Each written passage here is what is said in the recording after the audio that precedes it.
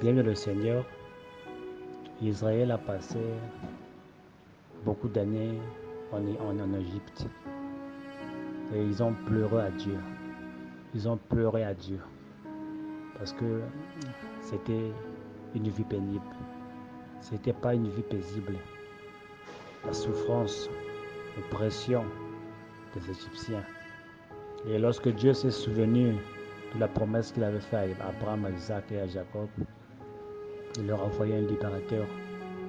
Il leur a dit, comme il avait dit à Abraham, je sortirai ton peuple, ta progéniture, et je les emmènerai vers une terre. Mais bien le Seigneur, lorsque Dieu les a enlevés de l'Égypte, il ne les a pas directement amenés à la terre promise, bien le Seigneur. C'est comme lorsque Dieu te fait une promesse, mon frère.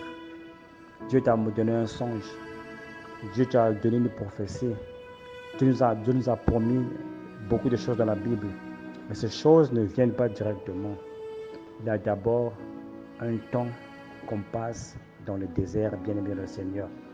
Et pour illustrer ce que je dis, j'ai posté au moins deux images qui montrent que lorsque on se trouve en Égypte, il n'y a plus de provision. Il n'y a rien du tout qui peut étancher notre soif. Il n'y a rien du tout qui peut satisfaire notre famille, bien-aimé le Seigneur. Et bien-aimé, souvenez-vous, lorsqu'on se trouve dans le désert, il n'y a pas moyen de pouvoir paniquer, bien-aimé le Seigneur. Il n'y a pas moyen de pouvoir paniquer, bien-aimé le Seigneur. Parce que c'est Dieu qui a eu le pouvoir de te faire sortir de l'Égypte, qui a combattu contre Pharaon, qui a anéanti, et il t'a montré sa gloire lors de la sortie d'Égypte, bien-aimé le Seigneur. Et lorsque tu te trouves dans l'Égypte, dans le désert, tu as l'impression que tu ne sais pas là où tu vas. Et tu as parfois l'impression de repartir là où tu étais en Égypte. Non, mon frère, sois fort. Continue à marcher. Quand tu regardes devant toi, il n'y a aucun endroit, il n'y a même pas un endroit pour se cacher. Il n'y a aucune source d'eau. Il n'y a aucun magasin pour avoir de quoi manger. Mais j'ai posté une image qui montre que même quand on se trouve dans le désert, Dieu est encore Dieu. Mon frère, même quand on traverse des moments difficiles, quand tu regardes, tu ne sais même pas quoi faire. Quand tu regardes, tu ne sais même pas à qui te confier. Tout devient difficile. Je dis bien difficile. Parfois, dans la nuit, tu pleures. Parfois, dans la nuit, tu te réveilles, tu dis, Seigneur, qu'est-ce que j'ai fait? Mon frère, tu n'as rien fait. C'est à cause du choix que tu as fait. Et c'est parce que Dieu a un plan avec ta vie. Mon frère, toi qui m'écoutes, ma soeur, toi qui m'écoutes. Et on doit à ce moment-là tourner nos regards vers Dieu. Parce que même quand on est dans le désert, Dieu est encore Dieu.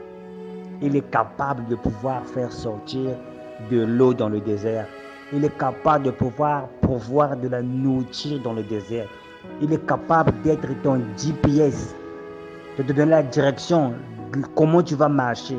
Parce que dans le désert, tu ne sais même plus où aller. Il n'y a pas de repère. Parfois, il n'y a pas d'arbre. Mais ce que nous devons faire, mon frère, toi qui m'écoutes ce matin, ma soeur, toi qui m'écoutes, tourne ton regard vers Jésus. Si quelqu'un m'écoute ce matin qui n'a jamais donné sa vie au Seigneur, tu écoutes seulement le message, prends une décision là où tu es. Commets ta vie à Dieu. Donne ta vie au Seigneur. Et même si tu traverses le désert le plus horrible, Dieu est capable de faire sortir de l'eau dans le désert. Dieu est capable de t'accorder la solution au problème. Quand tu regardes, tu ne sais même pas quoi faire. Ça te fait pleurer depuis des années. Tu vois la main qui trace. C'est ça la puissance de Dieu. Il fait un chemin là où il ne paraît pas avoir un chemin. Là où, d'après la mentalité de l'homme, il y a une possibilité, frère, qu'il y ait un chemin. Tourne-toi vers le Seigneur. Dis, Seigneur, me voici. Je mets ma confiance à toi. Et comme nous a appris le David dans le livre de Psaumes, ceux qui tournent leur regard vers Dieu ne sont jamais remplis de honte. Ne sont jamais couverts de honte, bien-aimés de le Seigneur. Confions-nous à Dieu. Il est capable de tourner le désert en un courant d'eau. Il est capable de faire tomber la manne dans le désert. La manne, c'est la solution à ton problème. L'eau, c'est la solution à ton problème parce que tu es dans le désert. Tu n'as plus la possibilité de faire ce que tu es. Peut-être la personne qui t'aidait n'est plus là. Papa n'est plus là. Maman n'est plus là. Tu es tout seul. Tu ne sais quoi faire. Mais il y a une personne qui n'est jamais loin de toi. C'est le Seigneur Jésus-Christ. C'est à lui qu'on doit regarder. Même si le désert est chaud, même si ça brûle à 50 degrés Celsius, regarde seulement vers lui. Parce que lui, il est le Créateur. Agar a fui, laissant Sarah et Abraham. Il s'est trouvé dans le désert. Lorsqu'il a commencé à pleurer, il a dit, j'ai vu les pleurs de l'enfant. Il a fait jaillir l'eau dans le désert. Et ce Dieu vit encore, mon frère. Ce Dieu vit encore, ma soeur. La main du Tout-Puissant est capable de tracer un chemin dans le désert. Peu importe ce que tu traverses, Dieu a la solution. Peu importe la misère dans laquelle tu te trouves, Dieu a la solution. Peu importe les problèmes que tu fais face, la médecine ne peut plus, la science ne peut pas, tes parents ne peuvent pas. Dieu a la solution. Tu as des enfants qui n'écoutent pas. Tu as un mari rebelle, tu as une femme rebelle. Dieu a la solution. On a essayé tout. On a fait tous les tests. Rien ne marche. Dieu a la solution. Tu as un commerce qui ne marche pas. Tu investis de l'argent. Ça ne fait que se dégrader. Tourne-toi vers Jésus. C'est un désert pour toi. Dieu a la solution. Jésus est la solution à tous nos problèmes.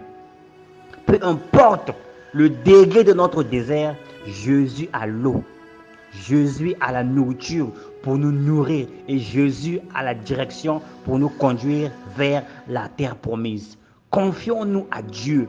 Confions-nous à Jésus. Car Jésus est fidèle. Car Jésus est le Créateur. Que Dieu vous bénisse.